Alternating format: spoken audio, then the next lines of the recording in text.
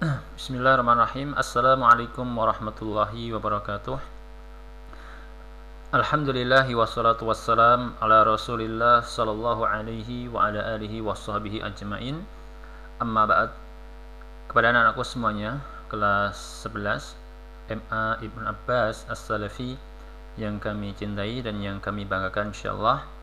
Alhamdulillah, di kesempatan yang mulia ini kita masih bisa bersua kembali di mata pelajaran kita, yaitu mata pelajaran biologi kelas 11 di semester ganjil 2020-2021. Ala kulli hal, alhamdulillah Allah Subhanahu wa taala memberikan kemudahan kepada kita semuanya untuk tetap bisa belajar walaupun dengan sistem jarak jauh. Dan alhamdulillah sebagian dari teman-teman kita di kelas 12 dan kelas 11 sudah hadir di Pondok Ibnu Abbas, sehingga sebagian di antara kita insyaallah akan belajar melalui WA, dan juga nanti kita akan beralih semuanya insyaallah ke Google Classroom. Untuk teknisnya, anak-anakku semuanya diharapkan semuanya masuk pada kelas masing-masing yang sudah diberikan oleh madrasah seperti itu. Alhamdulillah, di kesempatan kali ini kita masih bisa berjumpa kembali di pelajaran kita setelah kita melaksanakan PTS, kemudian jeda PTS ya. Alhamdulillah di setengah semester kedua ini kita bisa bersua kembali melanjutkan pembahasan kita di mata pelajaran biologi. Alhamdulillah anak-anakku semuanya, di kesempatan yang mulia ini kita akan bersama-sama belajar bagaimana sistem peredaran darah pada diri kita semuanya ya. Bagaimana sistem peredaran darah pada manusia. Ada banyak sekali Masya Allah keunikan dan juga kebesaran ya dari ayat-ayat Allah Subhanahu wa taala yang terdapat pada sistem peredaran darah kita ya, khususnya pada manusia, pada umumnya seluruh makhluk yang Allah Subhanahu wa taala berikan padanya sistem peredaran darah. Nah, maka insyaallah untuk beberapa ayat dan juga hadis serta beberapa hal yang berkaitan dengan keunikan dan juga kekhasan ya, khas daripada peredaran darah, insyaallah akan kita diskusikan insyaallah pada besok pagi di jam pertama untuk mata pelajaran biologi hari Rabu. Anak-anakku semua yang kami banggakan, kita masuk pada pembahasan pertama, yaitu sistem peredaran darah. Apa saja organ yang mencakup pada sistem organ peredaran darah kita? Di sini peredaran darah kita ada 3 organ yang sangat penting berperan pada sistem peredaran darah kita. Nah, nama lain daripada sistem peredaran darah adalah sistem vasodiovaskuler ya, sistem vasodiovaskuler. Satu diantaranya ada darah, kemudian yang kedua ada jantung, dan yang ketiga ada pembuluh darah.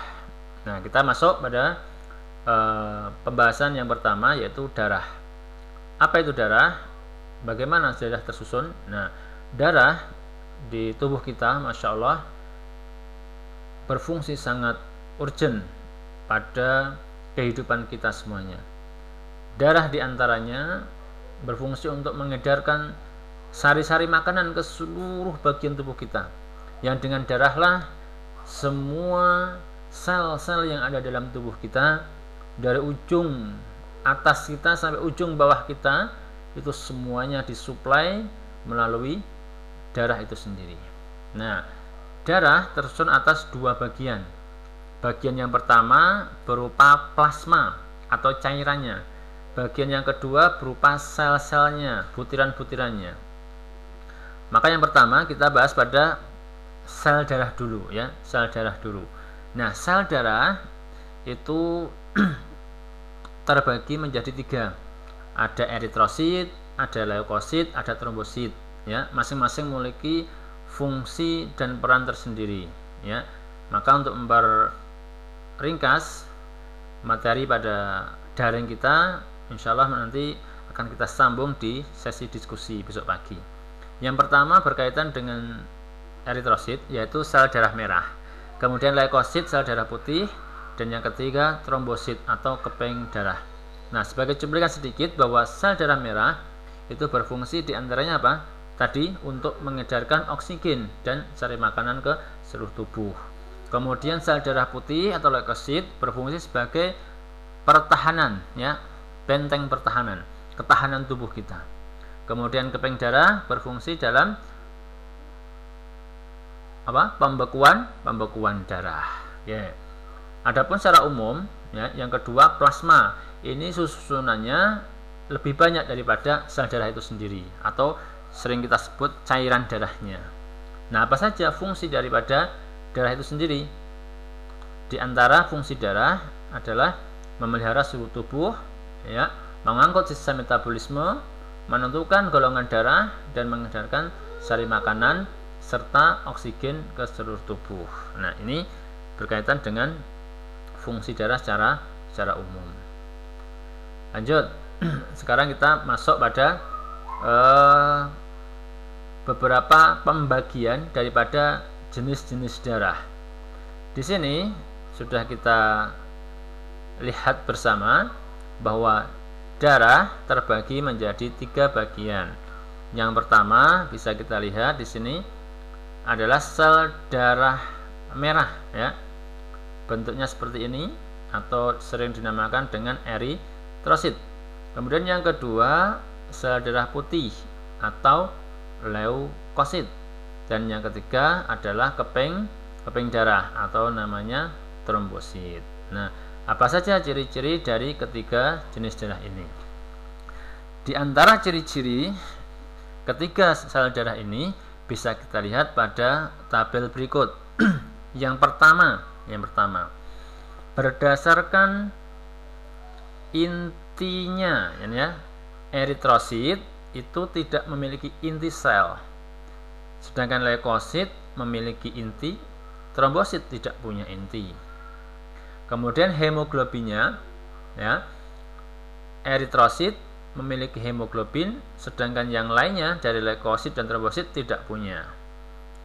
Jumlah darah, ya, dari masing-masing sel darah ini per milimeter kubiknya, Masya Allah, ya, eritrosit mencapai 4-5 juta sel. Masya Allah, luar biasa nilai tingginya seperti itu per milimeter kubik, ya. Bayangkan per milimeter, sepotong daripada sepenggal garisan, ya. Kalau kita melihat 1 milimeter kubik, ya, sepotong dari step pada garisan kita, ya, jumlahnya mencapai 5 juta sel darah merah. Kemudian leukosit kisaran 6-9 ribu. Trombosit kisarannya 200-400 ribu. Masya Allah. Kemudian bentuknya, kalau eritrosit bentuknya itu bikonkav, ya. Kemudian leukosit variatif, bisa berubah-ubah. Kalau trombosit tidak beraturan. Jangka waktu hidup eritrosit 120 hari atau kurang lebih 4 bulan. Kemudian leukosit 100 hingga 300 hari. Nah, trombosit hanya 8 hari. Masya Allah. Di antara fungsinya, eritrosit sebagai alat angkut, ya, baik itu oksigen maupun hasil metabolisme, ekskresi, dan juga mengangkut sari-sari makanan. Sedangkan leukosit berfungsi pada sistem kekebalan tubuh. Trombosit berfungsi pada pembekuan darah. Nah, ini sekilas berkaitan dengan darah. Kemudian bagian yang kedua berkaitan dengan jantung. Ya, jantung kita jumlahnya ada 1, ya, ada 1. Kemudian terbagi menjadi 2 ruang, yaitu ruang serambi atau atrium dan ruang bilik. Masing-masing bagian atau ruang juga terbagi 2. Ada serambi kanan, ada serambi kiri, ada bilik kanan, ada bilik kiri. Nah, ini berkaitan dengan jantung kita. Nah, ini adalah penampakan jantung kita ya secara asli seperti ini ya kan ya. Kisaran besarnya segenggaman tangan kita ya. Nanti anak-anakku semuanya bisa lihat ketika nanti momen Idul Adha ya, kita menyembelih hewan korban, maka kita coba melihat sekilas gimana sih gambaran jantung dari onta atau sapi atau kambing. Kalau onta tidak memungkinkan ya, kita tidak menyembelih onta, kemudian bisa kita lihat pada sapi atau kambing. Nah, kemudian anak semuanya, jantung ini punya beberapa bagian yang fungsinya juga masing-masing berbeda satu sama lainnya. Kira-kira ya, bagian manakah ya, ruang mana yang dindingnya paling tebal ya? Nanti insya Allah kita diskusikan pada pertemuan kita di besok pagi insya Allah ya. Di sana ada serambi yang bagian atas, ada kanan dan kiri, ada bilik kanan dan bilik kiri. Oke, bilik kiri adalah bagian jantung untuk memompa darah ya, darah bersih dipompa, kemudian masuk ke seluruh tubuh, masuk kembali ke serambi kanan. Dari serambi kanan darah dipompa ke bilik kanan. Dari bilik kanan, nah ini dipompa kembali darah yang kotor banyak kandungan CO2 dipompa ke paru-paru ya. Di paru-paru inilah oksigen dengan CO2 ditukar ke alam atau ke lingkungan, keluar. Kemudian terjadilah siklus pergantian CO2 dan oksigen, akhirnya darah menjadi bersih kembali, disuling kembali. Masuklah darah bersih menuju ke serambi kiri. Dari serambi kiri masuk lagi ke bilik kiri. Dari bilik kiri dipompa lagi ke seluruh tubuh dan seterusnya sampai waktu yang tak terhitung, sampai Allah Subhanahu wa taala memberikan batas waktu ajal kepada kita masing-masing sampai berhenti detak jantung kita.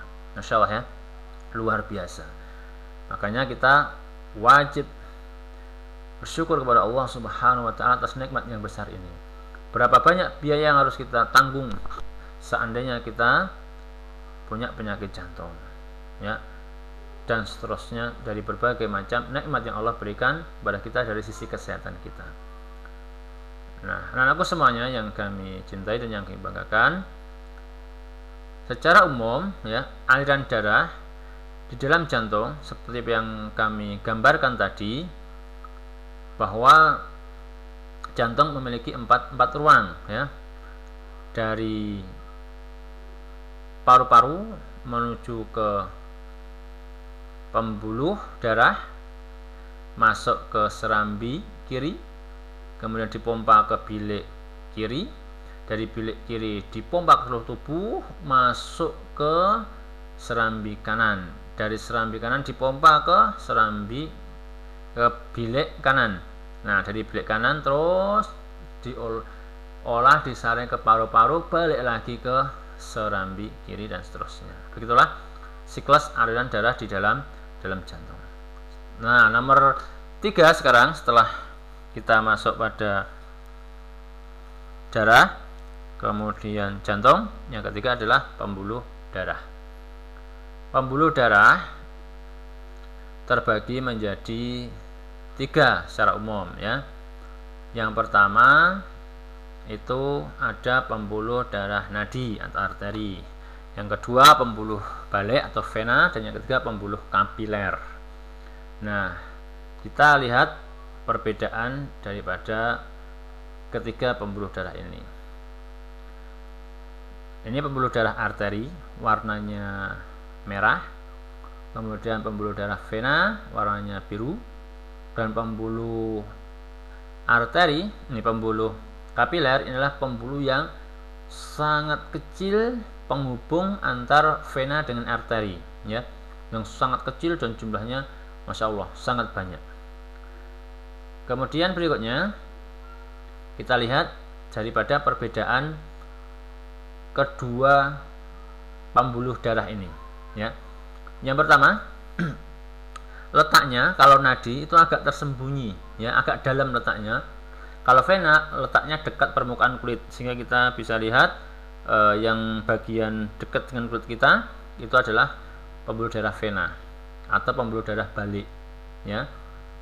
Denyutannya kalau nadi itu sangat terasa. Antum bisa lihat pada pergelangan tangan, ya, sama pada ini bagian leher, sangat terasa sekali. Kemudian kalau vena itu kurang terasa, ya, nggak terasa karena dia adalah pembuluh balik, ya. Kemudian yang ketiga, elastisitasnya, pembuluh arteri sangat tinggi, kalau vena sangat rendah, ya. Aliran darahnya kalau nadi itu meninggalkan jantung, dari jantung ke seluruh tubuh. Kalau vena, aliran darahnya menuju jantung, dari tubuh menuju ke jantung. Kemudian jumlah katup pada pembuluh nadi itu ada 1, kalau vena ada banyak sekali katup-katup.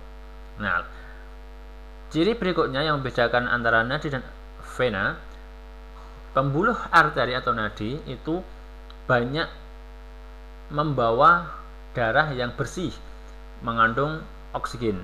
Sedangkan vena itu pembuluh darah yang banyak membawa darah kotor yang kandungan tingginya itu adalah karbon dioksida atau CO2. Nah, seperti itu dulu sistem organ pernafasan pada sistem pembuluh darah pada tubuh kita semuanya, anak-anakku semuanya. Semoga yang sedikit ini insyaallah bermanfaat untuk kita semuanya. Insyaallah kita sambung pada pertemuan di jam pertama hari Rabu insyaallah. Demikian apa yang dapat kami sampaikan. Kurang dalam bijak mohon maaf. Assalamualaikum warahmatullahi wabarakatuh.